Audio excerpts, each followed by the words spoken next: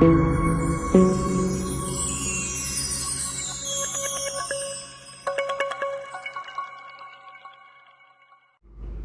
सत्कारयोग सतगुरां दी साजी निवाजी गुरु रूप प्यारी साध संगत जी, गुरु दरबार दे विच नितनेम कर्म अनुसार पहुँचे हाँ। गुरु दे दर्शन दीदारे कीते हैं। परमेश्वर का नाम सिमरन बंदगी करन दे यतन कर रहे हैं। जिन्हां ने परमेश्वर के नाम नूं ध्याया वो सदा ही जिउंदे हन। जीवत पेखे जिन्हें हर हर ध्याया, साध संगत ने दर्शन पाया। भावें संसार दे विच अज तक कोई नहीं रहा जिहड़े परमेश्वर की बंदगी दे विच जुड़ बैठते ने, वो संसार दे विचों कदे जांदे नहीं। शरीर करके भावें अज तक कोई नहीं रहा, पर उन्हां दी सिੱਖਿਆ, उन्हां दे कीते हुए कर्मां नूं समाज अज भी जिहड़ा है वो सजदा करदा पिया है। समाज ने उन्हां नूं सजदा कीतियां जिहड़े परमेश्वर दे नाम दे विच रंगे गए ते जिहड़े परमेश्वर दा नाम लैंदे हन। परमेश्वर उन्हां तो कुछ भी अपना छुपा के नहीं रखते।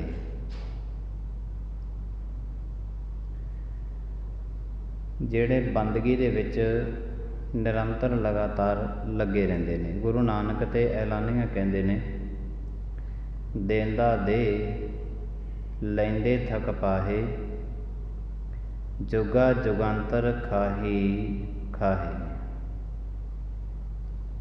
गुरबाणी इन बिन सच्ची गल कह रही है कि लैण वाले थक जाते ने, देन वाला परमेश्वर इन्ना दिंदा है कि उहदे घर दे विचों कदे दातां मुकदियां नहीं। हाँ, मनुख सबर ते संतोख वाला होवे, क्योंकि सबर ते संतोख वाले नूं कोई भुखा नहीं मार सकदा। लोभी बंदे नूं समाज दे विच कोई रजा नहीं सकदा। तकरीबन जद भी मनुखा जिंदगी नूं ढाह लगदी है ना, ते लोभ वासना करके ज़्यादा ढाह लगदी है, बड़ा तड़फाउंदी है मनुख नूं। गुरु साहिब जी महाराज कहंदे ने, जिहड़े बंदगी करते ने, परमेश्वर नूं याद करते ने, ते परमेश्वर नूं याद करन वालियां वास्ते परमेश्वर आप खुद उन्हां दे घर पहुँच जाते हैं। जिस वक्त दिल्ली चांदनी चौंक दे विच गुरु तेग बहादुर साहिब जी महाराज का सीस धड़ नालों वख किया गया ना, उस वक्त भाई जैता जी महाराज का सीस लैके दिल्ली तो आनंदपुर साहिब नूं चले ने।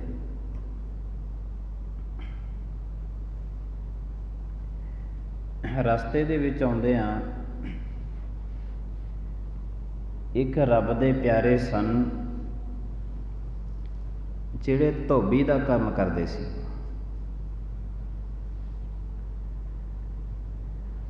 लोकां दे कपड़े धो के देने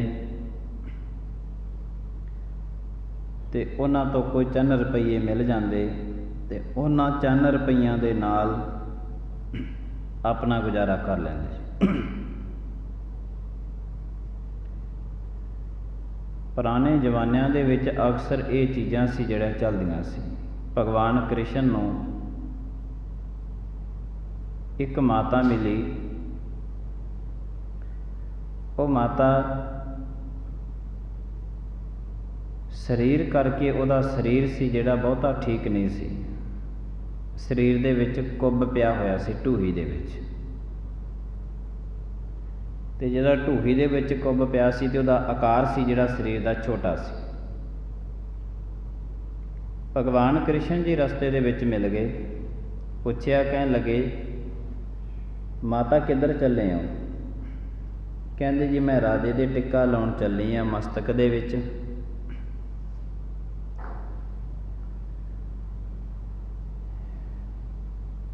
ਪੁਰਾਣੇ ਜ਼ਮਾਨਿਆਂ ਦੇ ਵਿੱਚ ਜਿਹੜੇ ਰਾਜੇ ਹੁੰਦੇ ਸੀਗੇ ਉਹ ਕੇਸਰ ਦਾ ਟਿੱਕਾ ਆਪਣੇ ਮੱਥੇ ਦੇ ਵਿੱਚ ਲਵਾਉਂਦੇ ਹੁੰਦੇ ਸੀ, ਕਿਉਂਕਿ ਕੇਸਰ ਬਹੁਤ ਸਰੀਰ ਵਾਸਤੇ ਲਾਭਦਾਇਕ ਹੈ। ਇਸ ਵਾਸਤੇ ਕੇਸਰ ਦਾ ਟਿੱਕਾ ਸੀ ਜਿਹੜੇ ਰਾਜੇ ਆਪਣੇ ਮਸਤਕ ਦੇ ਵਿੱਚ ਲਵਾਉਂਦੇ ਹੁੰਦੇ ਸੀ। ਕਈ ਧਰਮਾਂ ਦੇ ਵਿੱਚ ਵੀ ਹੈ, ਮਸਤਕ ਦੇ ਵਿੱਚ ਟਿੱਕਾ ਲਾਇਆ ਜਾਂਦਾ ਹੈ। ਕਈ ਧਰਮਾਂ ਦੇ ਵਿੱਚ ਤੇ ਜਿਹੜੀਆਂ ਲੜਕੀਆਂ ਦੀ ਸ਼ਾਦੀ ਹੁੰਦੀ ਹੈ, ਲਾੜਾ ਲਾੜੀਆਂ ਦੇ ਸਿਰ ਦੇ ਵਿੱਚ ਸੰਧੂਰ ਵੀ ਭਰਦਾ ਹੈ ਕਿ ਅੱਜ ਤੋਂ ਬਾਅਦ ਤੂੰ ਸੁਹਾਗਣ ਹੈ। ਇਹ ਪਰੰਪਰਾ ਕੁਝ ਧਰਮਾਂ ਦੇ ਵਿੱਚ ਚੱਲੀ ਹੈ, ਕੁਝ ਸਮਾਜਿਕ ਨਿਯਮਾਂ ਦੇ ਵਿੱਚ ਵੀ ਚੱਲੀ ਹੈ, ਹਜੇ ਤੱਕ ਵੀ ਤਕਰੀਬਨ ਕਈ ਜਗ੍ਹਾ 'ਤੇ ਚੱਲ ਰਹੀ ਹੈ। ਉਹ ਮਾਤਾ ਕਹਿੰਦੀ ਮੈਂ ਤੇ ਕੇਸਰ ਦਾ ਟਿੱਕਾ ਰਾਜੇ ਦੇ ਮਸਤਕ ਦੇ ਵਿੱਚ ਲਾਉਣ ਚੱਲੀ ਹਾਂ। ਕਹਿੰਦੇ ਤੈਨੂੰ ਰਾਜਾ ਦਿੰਦਾ ਕੀ ਹੈ? ਕਹਿੰਦੇ ਬਸ ਟਕਾ 2 ਟਕੇ ਦੇ ਦਿੰਦਾ, ਉਹਦੇ ਨਾਲ ਘਰ ਦਾ ਗੁਜ਼ਾਰਾ ਹੋ ਜਾਂਦਾ ਹੈ। ਨੂਣ ਪਾਣੀ ਘਰ ਵਾਸਤੇ ਲੈ ਆਉਂਦੇ ਹਾਂ ਖਾਣ ਵਾਸਤੇ। ਭਗਵਾਨ ਕ੍ਰਿਸ਼ਨ ਕਹਿਣ ਲੱਗੇ, ਕਹਿੰਦੇ ਮਾਤਾ ਅੱਜ ਤੂੰ ਸਾਡੇ ਵੀ ਮੱਥੇ ਦੇ ਵਿੱਚ ਟਿੱਕਾ ਲਾ ਦੇ। ਉਹ ਮਾਤਾ ਕਹਿਣ ਲੱਗੀ, ਕਹਿੰਦੀ ਤੁਸੀਂ ਥੋੜ੍ਹੇ ਜਿਹੇ ਨੀਵੇਂ ਹੋ ਜਾਓ, ਮੇਰਾ ਸਰੀਰ ਛੋਟਾ ਹੈ ਤੇ ਮੈਂ ਤੁਹਾਡੇ ਮੱਥੇ ਦੇ ਵਿੱਚ ਟਿੱਕਾ ਲਾ ਦਿੰਦੀ ਹਾਂ।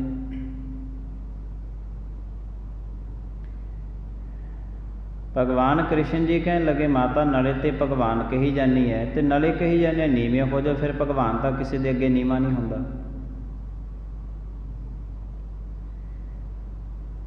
ਕਹਿਣ ਲੱਗੀ, ਭਗਵਾਨ ਤੁਸੀਂ ਜਾਣਦੇ ਹੋ ਤੁਸੀਂ ਨੀਵਾਂ ਨਹੀਂ ਹੋਣਾ ਚਾਹੁੰਦੇ ਤੇ ਮੇਰੇ ਸਰੀਰ ਦੇ ਵਿੱਚ ਬਲ ਪਿਆ ਹੋਇਆ ਹੈ, ਮੈਂ ਉੱਚੀ ਨਹੀਂ ਹੋ ਸਕਦੀ ਤੇ ਇਹਦਾ ਹੱਲ ਜਿਹੜਾ ਹੈ ਉਹ ਤੁਹਾਡੇ ਹੱਥਾਂ ਦੇ ਵਿੱਚ ਹੈ, ਤੁਸੀਂ ਜਿਵੇਂ ਚਾਹੋ ਕਰ ਸਕਦੇ ਹੋ। ਭਗਵਾਨ ਕ੍ਰਿਸ਼ਨ ਕਹਿਣ ਲੱਗੇ, ਠੀਕ ਹੈ, ਮੈਂ ਭਗਵਾਨ ਤੇ ਕਿਸੇ ਦੇ ਅੱਗੇ ਨੀਵਾਂ ਨਹੀਂ ਹੁੰਦਾ। ਭਗਵਾਨ ਕ੍ਰਿਸ਼ਨ ਨੇ ਉਸ ਮਾਤਾ ਨੂੰ ਮੋਢਿਆਂ ਤੋਂ ਪਕੜ ਕੇ, ਪੈਰਾਂ ਦੇ ਉੱਤੇ ਪੈਰ ਧਰ ਕੇ ਤੇ ਮੋਢਿਆਂ ਤੋਂ ਪਕੜ ਕੇ ਮਾਤਾ ਦਾ ਸਰੀਰ ਉੱਪਰ ਨੂੰ ਖਿੱਚ ਦਿੱਤਾ, ਸਾਰੇ ਦਾ ਸਾਰਾ ਬਲ ਕੱਢ ਦਿੱਤਾ ਉਹਦੇ ਵਿੱਚੋਂ। ਮਾਤਾ ਦਾ ਸਰੀਰ ਵੱਡਾ ਹੋ ਗਿਆ। ਕਹਿੰਦੇ ਹੁਣ ਤੂੰ ਟਿੱਕਾ ਲਾ ਲਾ। ਫਲ ਪਹਿਲੇ, ਟਿੱਕਾ ਹੁਣ ਲਾ ਲੈ।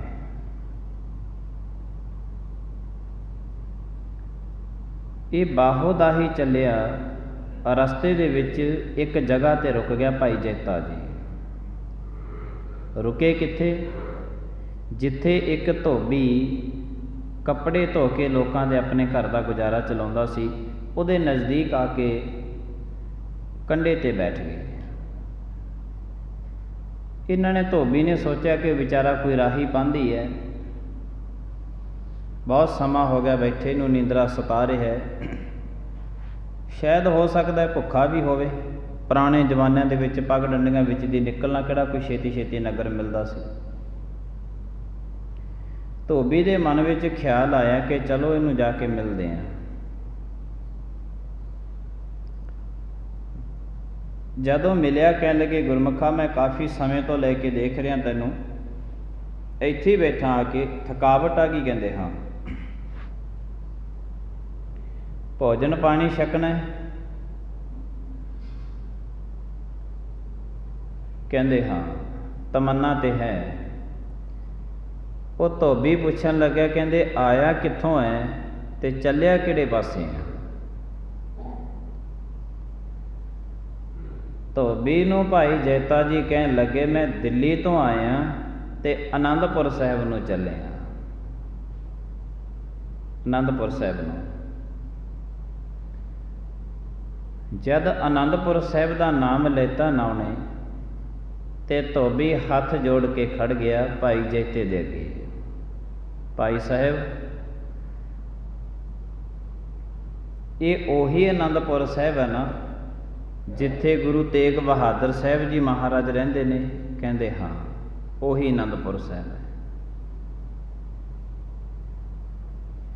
ਫਿਰ ਇਹ ਗੁਰੂ ਤੇਗ ਬਹਾਦਰ ਸਾਹਿਬ ਮਹਾਰਾਜ ਨੂੰ ਬੇਨਤੀਆਂ ਕਰਦਾ ਹੁੰਦਾ ਸੀ ਨਿੱਤ, ਮਹਾਰਾਜ ਤੁਸੀਂ ਬਹੁਤ ਰਾਜੇ ਮਹਾਰਾਜਿਆਂ ਦੇ ਘਰਾਂ ਨੂੰ ਭਾਗ ਲਾਏ ਨੇ ਅੱਜ ਤੱਕ, ਮੈਂ ਤੁਹਾਨੂੰ ਦਿਨ ਰਾਤ ਯਾਦ ਕਰਦਾ, ਤੁਸੀਂ ਕਿਰਪਾ ਕਰੋ ਕਦੇ ਆ ਕੇ ਮੇਰੇ ਘਰ ਨੂੰ ਵੀ ਭਾਗ ਲਾ ਦਿਓ। ਇਹ ਅਰਦਾਸ ਧੋਬੀ ਦੀ ਉਸ ਵਕਤ ਚੱਲ ਰਹੀ ਸੀ। ਹਾਲਾਂਕਿ ਧੋਬੀ ਨੂੰ ਕਿਸੇ ਗੱਲ ਦਾ ਨਹੀਂ ਪਤਾ ਸੀਗਾ ਕਿ ਗੁਰੂ ਤੇਗ ਬਹਾਦਰ ਸਾਹਿਬ ਮਹਾਰਾਜ ਦੀ ਸ਼ਹੀਦੀ ਹੋ ਗਈ ਹੈ। ਕੋਲੇ ਕੱਪੜਿਆਂ ਦੇ ਵਿੱਚ ਲਪੇਟਿਆ ਹੋਇਆ ਗੁਰੂ ਤੇਗ ਬਹਾਦਰ ਸਾਹਿਬ ਮਹਾਰਾਜ ਦਾ ਸੀਸ ਹੈ। ਉਹ ਧੋਬੀ ਕਹਿਣ ਲੱਗਿਆ, ਜੇ ਤੂੰ ਉਸੇ ਆਨੰਦਪੁਰ ਸਾਹਿਬ ਚੱਲੇ ਹੈ, ਉਹੀ ਗੁਰੂ ਤੇਗ ਬਹਾਦਰ ਸਾਹਿਬ ਜੀ ਮਹਾਰਾਜ ਦੀ ਮੈਂ ਤੇ ਨਾਮ ਦੀ ਆਰਾਧਨਾ ਕਰਦਾ ਰਹਿੰਦਾ, ਉਹਨਾਂ ਨੂੰ ਬੜੇ ਚੇਤੇ ਕੀਤਾ ਹੈ, ਪਰ ਹਜੇ ਤੱਕ ਮੈਨੂੰ ਮਹਾਰਾਜ ਜੀ ਮਿਲਣ ਵਾਸਤੇ ਨਹੀਂ ਆਏ। ਚਲੋ ਕਹਿੰਦੇ ਆਪਣੇ ਘਰ ਚੱਲਦੇ ਹਾਂ। ਘਰ ਗਏ, ਲੈ ਗਏ ਘਰੇ। ਘਰ ਲਿਜਾ ਕੇ ਉਹਨਾਂ ਨੇ ਇੱਕ ਮੰਜਾ ਡਾਹਿਆ, ਚੌਪਾਈ ਵਿਛਾਈ, ਉੱਤੇ ਚਿੱਟੀ ਚਾਦਰ ਵਿਛਾਈ। ਕਹਿਣ ਲੱਗੇ, ਭਾਈ ਸਾਹਿਬ ਤੁਸੀਂ ਇਸ 'ਤੇ ਬੈਠ ਜਾਓ, ਅਸੀਂ ਤੁਹਾਡੇ ਵਾਸਤੇ ਕੁਝ ਨਾ ਕੁਝ ਭੋਜਨ ਹੈ ਜਿਹੜਾ ਉਹ ਤਿਆਰ ਕਰਕੇ ਲੈ ਕੇ ਆਉਂਦੇ ਹਾਂ। ਤੇ ਭਾਈ ਜੈਤਾ ਜੀ ਨੇ ਕੀ ਕੀਤਾ? ਉਹਨਾਂ ਨੇ ਇਹ ਕੀਤਾ ਕਿ ਜਿਹੜੀ ਚਿੱਟੀ ਚਾਦਰ ਵਿਛਾਈ ਸੀ ਨਾ, ਉਹ ਮੰਜੀ ਤੇ ਗੁਰੂ ਤੇਗ ਬਹਾਦਰ ਸਾਹਿਬ ਮਹਾਰਾਜ ਦਾ ਸੀਸ ਰੱਖਤਾ ਤੇ ਆਪ ਮੰਜੀ ਦੇ ਥੱਲੇ ਬਹਿ ਗਏ। ਜਦੋਂ ਅੰਦਰੋਂ ਆਇਆ ਧੋਬੀ ਦੇਖ ਕੇ ਦੰਗ ਰਹਿ ਗਿਆ। ਭਾਈ ਸਾਹਿਬ ਕਹਿੰਦੇ, ਤੁਸੀਂ ਗੁਰੂ ਤੇਗ ਬਹਾਦਰ ਸਾਹਿਬ ਮਹਾਰਾਜ ਦੇ ਘਰ ਦੇ ਵਿੱਚੋਂ ਆਏ ਹੋ, ਇਹ ਜਿਹੜੀ ਮੰਜੀ ਡਾਹ ਕੇ ਮੈਂ ਚਿੱਟੀ ਵਿਛਾਈ ਹੈ ਨਾ, ਇਹ ਵਿਛਾਈ ਮੈਂ ਤੁਹਾਡੇ ਵਾਸਤੇ ਜਿਹੜੀ ਹੈ ਉਹ ਵਿਛਾਈ ਹੈ। ਇਹ ਕੱਪੜੇ ਵੀ ਜਿਹੜਾ ਤੁਹਾਡਾ ਕੋਈ ਸਾਜੋ ਸਮਾਨ ਹੈ, ਇਹਨੂੰ ਤੁਸੀਂ ਭਾਵੇਂ ਕਿਸੇ ਪਾਸੇ ਤੇ ਰੱਖ ਦਿਓ, ਆਪ ਤੁਸੀਂ ਮੰਜੀ ਤੇ ਬੈਠ ਜਾਓ। ਗੁਰੂ ਸਾਹਿਬ ਜੀ ਮਹਾਰਾਜ ਦੀ ਕਿਰਪਾ ਦੇ ਨਾਲ ਇਹਨਾਂ ਦੀ ਜ਼ੁਬਾਨ ਦੇ ਵਿੱਚੋਂ ਆਵਾਜ਼ਾਂ ਨਿਕਲੀਆਂ। ਕਹਿੰਦੇ, ਤੁਸੀਂ ਆਪ ਮੰਜੀ ਤੇ ਬੈਠੋ, ਇਹ ਤੁਹਾਡਾ ਸਾਜੋ ਸਮਾਨ ਇੱਕ ਪਾਸੇ ਰੱਖ ਲਓ। ਭਾਈ ਜੈਤਾ ਜੀ ਉਹਨਾਂ ਨੂੰ ਕਹਿਣ ਲੱਗੇ, ਕਹਿੰਦੇ, ਭਾਈ ਸਾਹਿਬ ਇਹਦੇ ਵਿੱਚ ਇੱਕ ਬਹੁਤ ਵੱਡੀ ਕੀਮਤੀ ਸੁਗਾਤ ਹੈ, ਮੈਂ ਇਹੋ ਹੀ ਮੰਜੀ ਤੇ ਰੱਖ ਸਕਦਾ, ਆਪ ਕਦੇ ਮੈਂ ਇਹਦੇ ਬਰਾਬਰ ਮੰਜੀ ਤੇ ਬੈਠ ਨਹੀਂ ਸਕਦਾ। ਕਿਉਂਕਿ ਹਜੇ ਤੱਕ ਸੀ ਜਿਹੜੀ ਧੋਬੀ ਦੇ ਨਾਲ ਭਾਈ ਜੈਤੇ ਦੀ ਪੂਰੀ ਗੱਲ ਨਹੀਂ ਖੁੱਲ੍ਹੀ ਸੀ, ਤੇ ਉਹਨਾਂ ਸਮਿਆਂ ਦੇ ਵਿੱਚ ਇਹੋ ਜਿਹਾ ਸਮਾਂ ਸੀ, ਉਹ ਸਮਾਂ ਇਹੋ ਜਿਹਾ ਸੀ ਕਿ ਪੈਰ ਪੈਰ ਤੇ ਕਦਮ ਕਦਮ ਤੇ ਦੁਸ਼ਮਣ ਖੜੇ ਸੀ, ਤੇ ਭਾਈ ਜੈਤਾ ਜੀ ਹਰ ਇੱਕ ਨੂੰ ਦੱਸ ਨਹੀਂ ਸਕਦੇ ਸੀ, ਹਰ ਇੱਕ ਨੂੰ ਦੱਸ ਨਹੀਂ ਸਕਦੇ ਸੀ, ਕਿਉਂਕਿ ਕਦਮ ਕਦਮ ਤੇ ਦੁਸ਼ਮਣ ਸੀ ਉਸ ਵਕਤ। ਹਰ ਇੱਕ ਜਗ੍ਹਾ ਤੋਂ ਦਿਨ ਨੂੰ ਵੀ ਖਤਰਾ ਸੀ, ਰਾਤ ਨੂੰ ਵੀ ਖਤਰਾ ਸੀ।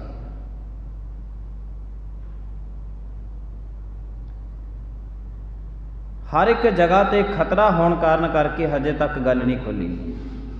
ਕਹਿੰਦੇ ਜੀ ਨਹੀਂ, ਤੇ ਉਹ ਭਾਈ ਸਾਹਿਬ ਜੀ ਕਹਿਣ ਲੱਗੇ, ਕਹਿੰਦੇ ਜੀ ਨਹੀਂ, ਤੁਸੀਂ ਕਰੋ ਕਿਰਪਾ ਕਿ ਤੁਸੀਂ ਆਪ ਮੰਜੀ ਤੇ ਬੈਠ ਜਾਓ। ਭਾਈ ਜੈਤਾ ਜੀ ਕਹਿੰਦੇ, ਭਾਈ ਇਹਦੇ ਵਿੱਚ ਤੇ ਇੰਨੀ ਕੀਮਤੀ ਸੁਗਾਤ ਹੈ ਕਿ ਮੈਂ ਇਹਨਾਂ ਦੇ ਬਰਾਬਰ ਨਹੀਂ ਬੈਠ ਸਕਦਾ। ਧੋਬੀ ਵੀ ਹੈਰਾਨ, ਕਹਿੰਦਾ ਜੀ ਇਹੋ ਜਿਹੀ ਕਿਹੜੀ ਕੀਮਤੀ ਸੁਗਾਤ ਹੈ ਇਹਦੇ ਵਿੱਚ ਜਿਹੜੀ ਤੁਸੀਂ ਬਰਾਬਰ ਨਹੀਂ ਬੈਠਦੇ। ਚਲੋ ਗੱਲਾਂ ਚੱਲੀਆਂ, ਚਲਦੀਆਂ ਗੱਲਾਂ ਦੇ ਵਿੱਚ ਭਾਈ ਜੈਤੇ ਨੂੰ ਧੋਬੀ ਕਹਿਣ ਲੱਗਿਆ ਨਾ, ਕਹਿੰਦੇ ਮੈਂ बहुत लम्मा समा हो गया मैनू चेते करदिਆਂ ਨੂੰ महाराज जियां ਨੂੰ, हजे तक महाराज मैनू दर्शन दे नहीं आए। बड़ा समा हो गया मैनू आराधना करदिਆਂ ਨੂੰ। बस मेरी एक तमन्ना पूरी हो जे ना कि गुरु तेग बहादुर साहब जी महाराज मैनू मेरे घर आके दर्शन दे जान, फिर मेरी जिंदगी जिहड़ी है सफल हो जाएगी। जद ये विचार उन्होंने सुने भाई जैते ने, जद उन्होंने बोले, क्योंकि बोलना तो ही पता लगता है, बोलना तो पता लगता है कि मनुख अंदरों की है, किहो जाए, किहो जी समझ रखता है, बोलना तो पता लग चलता है।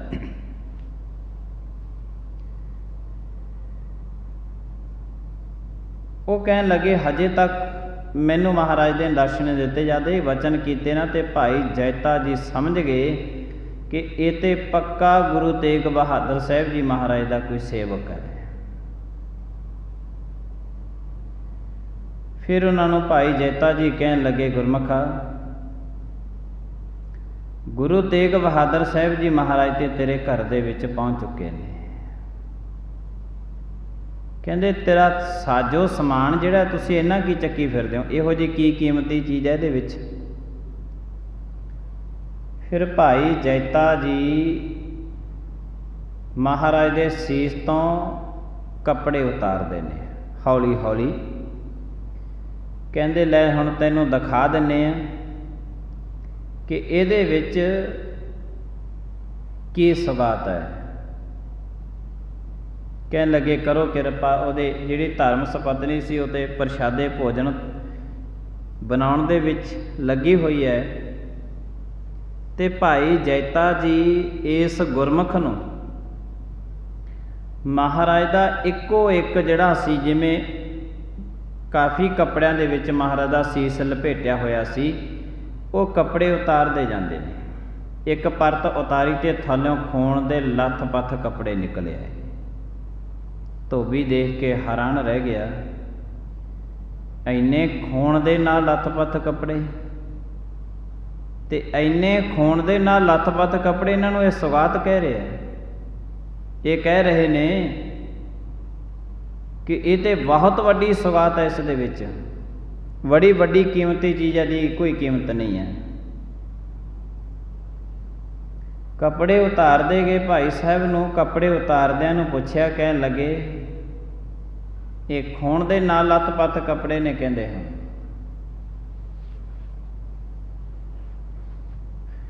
जद उतार दे गए ना भाई जैता जी,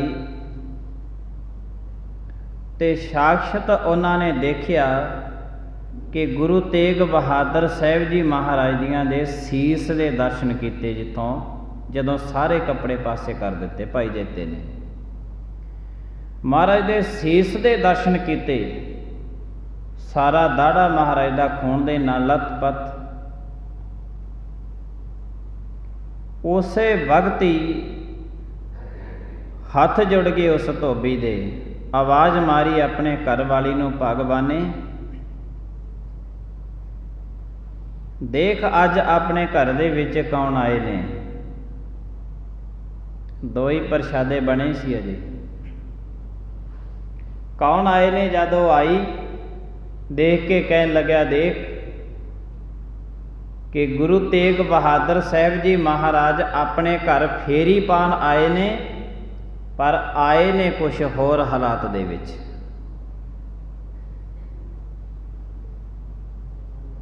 उस वक्त जदों मैं अरदासां करदा सी, उस वक्त दीयां अरदासां अज प्रवान होईयां ने। दर्शन दीदारे ने भगवान ने भी कीते कि गुरु तेग बहादुर साहब जी महाराज का सीस। फिर उन्होंने भाई जैता जियां ने खुल के कहानी सारी दिल्ली की दसी उसनों, तो फिर उन्होंने दसिया कि मैं दिल्ली तो हुण महाराज का सीस लैके चलिया, तो गोबिंद राय जियां दे कोल आनंदपुर साहब ये सीस अपनाउणा मेरी जिम्मेवारी है, ये मेरी जिम्मेवारी है।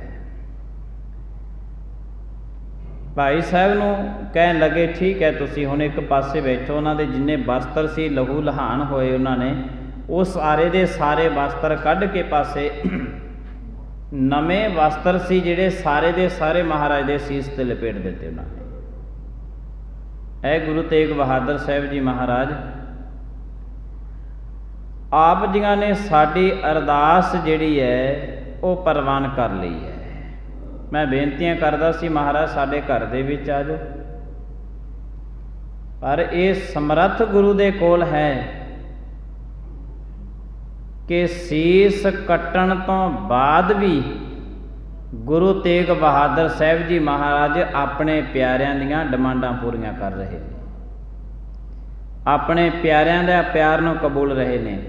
सीस कट्टण तो बाद भी गुरु तेग बहादुर साहब जी महाराज ने दर्शन दिते उस धोबी ने। महाराज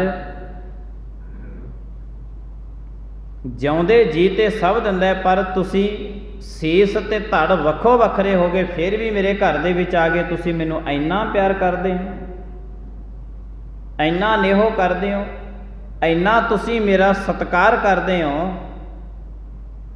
कि सीस ते धड़ दोने जुदा हो गए, फिर भी तुसी मैनूं आके दर्शन दिते। उन्होंने सारे दे सारे कपड़े दे विच नवे कपड़िਆਂ ਦੇ ਵਿੱਚ सीस लपेटिਆ ते भाई जैते नूं ਜਿਹੜੇ 2 प्रशादे बने सी ਉਹੀ ਛਕਾ ਦਿੱਤੇ।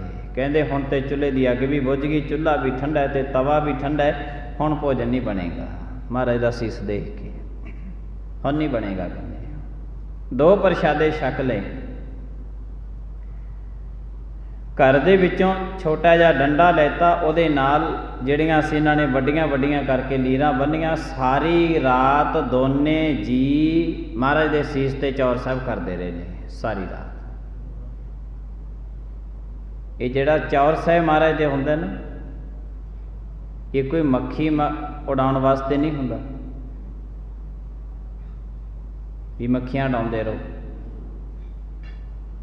उस वास्ते नहीं है। एक गुरु साहब जी महाराज का सत्कार है, ते गुरु साहब जी महाराज दे सत्कार वजों महाराज दे उपर ये चौर साहब चलाया जाता है। गुरु साहब जी महाराज दे सारे चौर साहब दी ते गुरु साहब जी महाराजियां ते सारी रात वो सी जिहड़ा चौर साहब की सेवा करते रहे। अज उन्हां दे नाम ते गुरु का घर परमेश्वर का घर भी बनया होया है। ते गुरु साहब जी महाराज ने दर्शन दिते जदों सीस ते धड़ जुदा हो गए, फिर भी महाराज अपने प्यारिਆਂ ਨੂੰ दर्शन दिंदे फिरदे ने। उन्हां दी जिहड़ी मंग सी वो मंगां पूरीआं करते फिरदे ने। सीस धड़ तो जुदा होने तो बाद जिन्हें धोबी ने कहा सी महाराज तुसी आनंदपुर साहब तो चल के मेरे घर दे विच आओ, उस वक्त ते सीस कट्टिया गया, फिर भी गुरु तेग बहादुर साहब जी महाराज अपने प्यारे नूं मिलण वास्ते पहुँच गए सी उहदे घर दे विच। जागदी जोत श्री गुरु ग्रंथ साहब जी महाराज जियां दे शब्द अज साडे कोल ने, अज साडे कोल ने। असीं गुरु साहब जी महाराजियां दे शब्दां नूं सुणदे हां, यतन करदे हां कि उन्हां शब्दां नूं मन्निया जावे। सुन लिया, सुन के मन्नना कि उन्हां महाराज दे बचनां नूं मन्निया जावे। आप जी गुरु तेग बहादुर साहब जी महाराजियां दे पवित्र बोल जिहड़े ने वो गुरबाणी राही असीं सारे दे सारे सरवण करदे हां। ते जिन्हां जिन्हां ने परमेश्वर दे नाम दे आराधना कीती है उन्हां दियां हर एक बरकतां तो परमात्मा उन्हां दियां झोलियां भर दिंदे ने, हर एक बरकतां तो। गुरु साहब जी महाराज कहते बस तू लैण वाला बन, ये दर वो है, ये घर वो है जिहड़ा सीस कट्टण तो बाद भी अपने प्यारिਆਂ ਨੂੰ दर्शन दिंदा फिरदा है, उन्हां दी तमन्ना पूरी करदा फिरदा। ये वो घर है। अज ते जागदी जोत है साडे कोल। गुरु साहब जी महाराज बोलते हैं अमृत वेले, गुरु नानक की आवाज़, अकाल पुरख महाराजियां की आवाज़ जिस आवाज़ दे विच पहले ही गुरु नानक महाराज जी कहते हैं कि ऐ गुरमुख प्यारे उठ के आ एक बारी चरनां दे विच दर्शन दीदारे कर महाराज दे, इस घर दे विचों तैनूं इन्नियां बरकतां मिल जाणियां ने, तू सांभण वाला बनी। मिलदा बहुत कुछ है। मिलिया सी बचपना ते अज मिली सी जवानी, पर जवानी नूं कोई विरले वांझी साਂਭ सके, वरना जवानी बर्बाद कर ली। जवानी तो बाद मिलिया सी रब वल्लों वडेपा, कोई वडेपे नूं विरला वांझा ही साਂਭ सकिया, वरना इन्हां ने वडेपा बर्बाद कर लिया। रब ने ते सारा कुछ तैनूं दिता है, समय समय ते सब कुछ दिता है, पर वो रब की दिती हुई दात का तू शुकराना करया कर, उस दात नूं वरतनी सिख लै।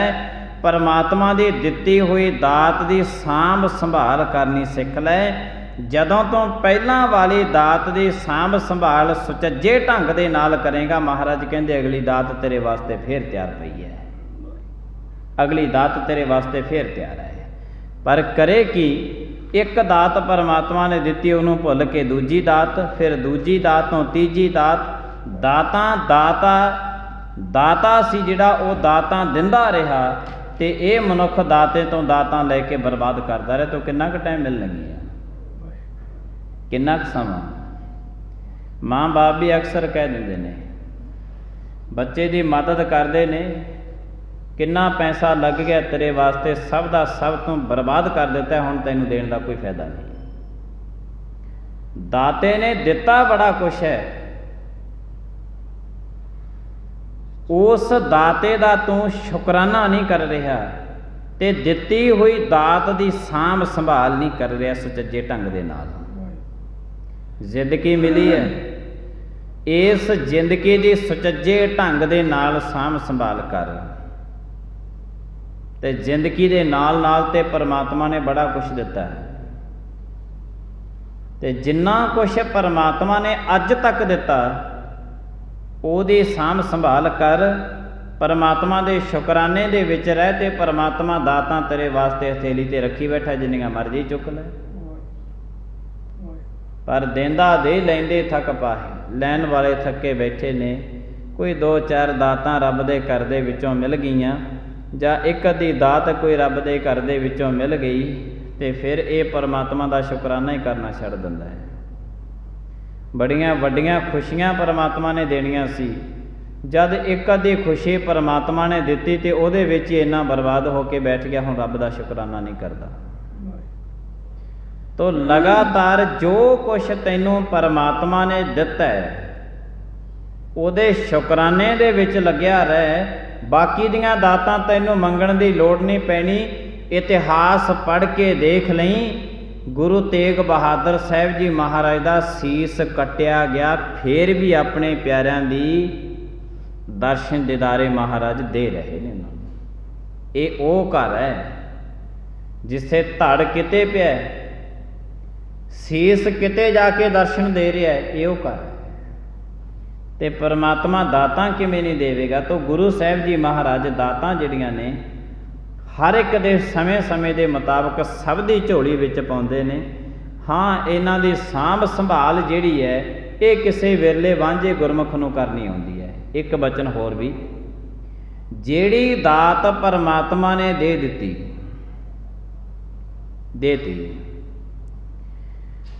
उस दात की सांभ संभाल किमें करनी है, यह भी गुरु नानक देव साहब जी महाराज जी सानू दसदे ने। दात दिती है सानू, जवानी दिती है बचपने दे विचों, बड़ी वड्डी दात है। माँ बाप नूं भी सुख हो जाता साडा, भैन भरावां नूं, रिश्तेदारां नूं, सारिआं नूं सुख हो जाता। नौजवान बच्चों का काम धंधा करते हैं, पैसा कमाउंदे ने, अपना घर चलाउंदे ने, होर दे सुख दुख दे विच सुख दुख वंडाउंदे ने, कोई काम धंधे करते हैं, बहुत वड्डा सुख हो जाता ना जवानी। परमात्मा ने दिती है, तो फिर इस जवानी की सांभ संभाल किमें करनी है, इनू वरतना किमें, यह भी तैनूं परमात्मा ही दसणगे। तो उहदे वास्ते तैनूं कर्म की करना पऊगा। अमृत वेले उठ के कलाम जपजी साहिब दा पढ़ना पैना। इन्ना किते उद्यम उपराला करना ही पैना है। ਇਹਦੀ ਸਾਂਭ ਸੰਭਾਲ जो परमात्मा ने दिता है ਉਹਦੀ ਸਾਂਭ ਸੰਭਾਲ ਕਿਵੇਂ ਕਰਨੀ है ਇਹ केवल परमात्मा ही दसणगे। ਤੇ ਇਸ ਵਾਸਤੇ परमात्मा ਦਾ ਨਾਮ ਸੁਣਨਾ ਪੈਂਦਾ ਹੈ ਅਤੇ परमात्मा ਦੇ ਨਾਮ ਦਾ ਸਿਮਰਨ ਬੰਦਗੀ ਮਨੁੱਖ ਨੂੰ ਕਰਨੀ ਪੈਂਦੀ ਹੈ। ਤੇ ਉਹ ਸਿਮਰਨ ਬੰਦਗੀ ਦੇ ਵਿੱਚੋਂ ਇਹੋ ਹੀ ਵਸਤੂ ਜਿਹੜੀ ਮਨੁੱਖ परमात्मा तो मंगे कि परमात्मा जो दात आप जियां ने दिती है ਇਹਦੀ ਸਾਂਭ ਸੰਭਾਲ ਸੁਚੱਜੇ ਢੰਗ ਦੇ ਨਾਲ ਕਿਵੇਂ ਕਰਨੀ ਹੈ। ਤਾਂ ਗੁਰੂ ਸਾਹਿਬ ਜੀ ਮਹਾਰਾਜ ਇਹ ਬਚਨ ਕਰਦੇ ਨੇ ਕਿ ਜਦੋਂ ਤੋਂ ਸ਼ੁਕਰਾਨੇ ਦੇ ਵਿੱਚ ਲੱਗਿਆ ਰਿਹਾ ਫਿਰ ਤੇਰੇ ਵਾਸਤੇ ਹੋਰ ਵੀ ਦਾਤਾਂ ਜਿਹੜੀਆਂ ਨੇ ਉਹ ਤਿਆਰ ਪਈਆਂ ਨੇ। ਫਿਰ ਹੋਰ ਵੀ ਦਾਤਾਂ ਜਿਹੜੀਆਂ ਨੇ ਉਹ ਸਭ ਦੀਆਂ ਸਭ ਤੇਰੇ ਵਾਸਤੇ ਤਿਆਰ ਪਈਆਂ ਨੇ। ਅੱਜ ਜਵਾਨੀ ਦਿੱਤੀ ਹੈ, ਜਵਾਨੀ ਦੀ ਸਾਂਭ ਸੰਭਾਲ ਕਰ ਗੁਰੂ ਨਾਨਕ ਦੇ ਆਖੇ ਲੱਗ ਕੇ। ਪਰਮਾਤਮਾ ਕਹਿੰਦੇ ਨੇ ਕਿ ਬੁਢੇਪਾ ਤੇਰੇ ਵਾਸਤੇ ਦੁੱਖਾਂ ਦੀ ਖਾਣ ਨਹੀਂ, ਤੇਰੇ ਵਾਸਤੇ ਇੱਕ ਬਹੁਤ ਵੱਡੀ ਸੁਗਾਤ ਬਣ ਜਾਣਾ ਹੈ। ਸੁਗਾਤ ਬਣ ਜਾਣੀ ਹੈ ਤੇਰੇ ਵਾਸਤੇ, ਦੁੱਖਾਂ ਦੀ ਖਾਣ ਨਹੀਂ ਇਸਨੇ ਬਣਨਾ। ਫਿਰ ਇਹਨੇ ਤੇਰੇ ਵਾਸਤੇ ਸੁਗਾਤ ਦਾ ਰੂਪ ਬਣ ਜਾਣਾ ਹੈ। ਉਮਰ ਦੇ ਵਿੱਚ ਵੱਡੀ ਸਮਾਜਿਕ ਨਿਯਮਾਂ ਦੇ ਵਿੱਚ, ਧਾਰਮਿਕ ਨਿਯਮਾਂ, ਧਰਮ ਦੇ ਮਰਿਆਦਾ ਦੇ ਵਿੱਚ ਸਭ ਜਗ੍ਹਾ 'ਤੇ ਤੈਨੂੰ ਬੜਾ ਮਾਣ ਸਤਿਕਾਰ ਮਿਲਣਾ ਹੈ। ਅਗਰਵਾਈਜ਼ ਜੇ ਤੂੰ ਆਪਣੀ ਜਵਾਨੀ ਦੀ ਸਾਂਭ ਸੰਭਾਲ ਕਰ ਗਿਆ ਤੇ ਜਵਾਨੀ ਦੀ ਸਾਂਭ ਸੰਭਾਲ, ਬੁਢੇਪੇ ਦੀ ਸਾਂਭ ਸੰਭਾਲ, ਬਚਪਨੇ ਦੀ ਸਾਂਭ ਸੰਭਾਲ ਕਿਵੇਂ ਕਰਨੀ ਹੈ ਇਹ ਤੇ ਗੁਰੂ ਨਾਨਕ ਦੇਵ ਸਾਹਿਬ ਜੀ ਮਹਾਰਾਜ ਜੀਆਂ ਤੋਂ ਕੋਈ ਪੁੱਛੇ। ਫਿਰ ਮਹਾਰਾਜ ਕਹਿੰਦੇ ਜ਼ਿੰਦਗੀ ਦੁੱਖਾਂ ਦੀ ਖਾਣ ਨਹੀਂ ਬਣੂਗੀ, ਇਹ ਜ਼ਿੰਦਗੀ ਤੇਰੇ ਵਾਸਤੇ ਅਤੇ ਜਿਹੜੇ ਤੇਰੇ ਨਾਲ ਸਪਰਸ਼ ਰੂਪ ਦੇ ਵਿੱਚ ਤੇਰੇ ਨਾਲ ਵਿਚਰਦੇ ਨੇ ਉਹਨਾਂ ਵਾਸਤੇ ਇੱਕ ਸੁਗਾਤ ਬਣ ਜਾਣੀ ਹੈ। ਸੁਗਾਤ ਬਣ ਜਾਣੀ ਹੈ। ਫਿਰ ਜਿਹੜਾ ਤੂੰ ਖੁਦ ਮੰਗਦਾ ਹੁੰਦਾ ਸੀ ਨਾ, ਇਹੋ ਜਿਹੀ ਸੁਗਾਤ ਬਣਨੀ ਹੈ। ਅੱਜ ਆਪਣੇ ਕੋਲੋਂ ਸਭ ਨੂੰ ਦੇ ਦੇ ਕੇ ਤੋਰੇਗਾ, ਸਭ ਨੂੰ ਦੇ ਦੇ ਕੇ ਤੋਰੇਗਾ, ਕਿਉਂਕਿ ਪਰਮਾਤਮਾ ਨੇ ਦਾਤਾਂ ਦੇ ਨਾਲ ਤੇਰੀ ਝੋਲੀ ਭਰ ਦੇਣੀ ਹੈ। ਤੂੰ ਪਰਮਾਤਮਾ ਤੋਂ ਇੱਧਰੋਂ ਦਾਤ ਲੈਣੀ ਹੈ ਤੇ ਇੱਧਰ ਵਰਤਾਈ ਜਾਣੀ ਹੈ, ਵਰਤਾਈ ਜਾਣੀ ਹੈ, ਵਰਤਾਈ ਜਾਣੀ। ਇਹੀ ਤੇ ਗੁਰੂ ਨਾਨਕ ਦੇਵ ਸਾਹਿਬ ਜੀ ਮਹਾਰਾਜ ਕਹਿੰਦੇ ਹਨ ਕਿ ਕਿਰਤ ਕਰਨੀ, ਨਾਮ ਜਪਣਾ, ਵੰਡ ਕੇ ਛਕਣਾ। ਰੱਬ ਦੀਆਂ ਦਾਤਾਂ ਤੇਰੀ ਝੋਲੀ ਦੇ ਵਿੱਚ ਪੈ ਜਾਣੀਆਂ ਨੇ, ਤੂੰ ਅਗਾਹਾਂ ਵਰਤਾਈ ਜਾਈਂ। ਤਾਂ ਗੁਰੂ ਸਾਹਿਬ ਜੀ ਮਹਾਰਾਜ ਕਹਿੰਦੇ ਨੇ ਜੋ ਕੁਛ ਤੈਨੂੰ ਪਰਮਾਤਮਾ ਨੇ ਦਿੱਤਾ ਹੈ ਉਹਦੀ ਸਾਂਭ ਸੰਭਾਲ ਕਰਨੀ ਸਿੱਖ। ਇਹ ਪਰਮਾਤਮਾ ਦਾ ਉਹ ਦਰ ਹੈ ਜਿੱਥੇ ਧੜ ਕਿਤੇ ਪਿਆ ਤੇ ਸੀਸ ਫਿਰ ਵੀ ਆਪਣੇ ਪਿਆਰਿਆਂ ਨੂੰ ਦਰਸ਼ਨ ਦੀਦਾਰੇ ਬਖਸ਼ ਰਿਹਾ ਹੈ, ਫਿਰ ਵੀ ਉਹਨਾਂ ਦੀ ਅਰਦਾਸ ਬੇਨਤੀ ਸੀਸ ਪ੍ਰਵਾਨ ਕਰ ਰਿਹਾ ਹੈ। ਤਾਂ ਗੁਰੂ ਸਾਹਿਬ ਜੀ ਮਹਾਰਾਜ ਕਿਰਪਾ ਕਰਨ। ਸਾਰੀ ਰਾਤ ਉਹਨਾਂ ਨੇ ਬੜੇ ਸੁਚੱਜੇ ਢੰਗ ਦੇ ਨਾਲ ਚੌਰ ਕੀਤਾ ਮਹਾਰਾਜ ਦੇ ਸੀਸ 'ਤੇ। ਅੰਮ੍ਰਿਤ ਵੇਲੇ ਹੁੰਦਿਆਂ ਤੇ ਗੁਰੂ ਸਾਹਿਬ ਜੀ ਮਹਾਰਾਜ ਦੀ ਕਿਰਪਾ ਦੇ ਨਾਲ ਭਾਈ ਜੈਤਾ ਜੀਆਂ ਨੇ ਅਨੰਦਪੁਰ ਸਾਹਿਬ ਨੂੰ ਝਾਲੇ ਪਾ ਦਿੱਤੇ ਨੇ। ਗੁਰੂ ਸਾਹਿਬ ਜੀ ਮਹਾਰਾਜ ਕਿਰਪਾ ਕਰਨ। ਸਮਾਪਤੀ ਦਾ ਸਮਾਂ। ਭੁੱਲਾਂ ਚੁੱਕਾਂ ਦੀ ਖਿਮਾ ਆਈਆਂ ਸੰਗਤਾਂ ਦਾ ਬਹੁਤ ਧੰਨਵਾਦ। ਪ੍ਰੇਮ ਦੇ ਨਾਲ ਸਾਰੀ ਸੰਗਤ ਬੁਲਾਏ ਫਤਿਹ। ਵਾਹਿਗੁਰੂ ਜੀ ਕਾ ਖਾਲਸਾ, ਵਾਹਿਗੁਰੂ ਜੀ ਕੀ ਫਤਿਹ। ਤੂੰ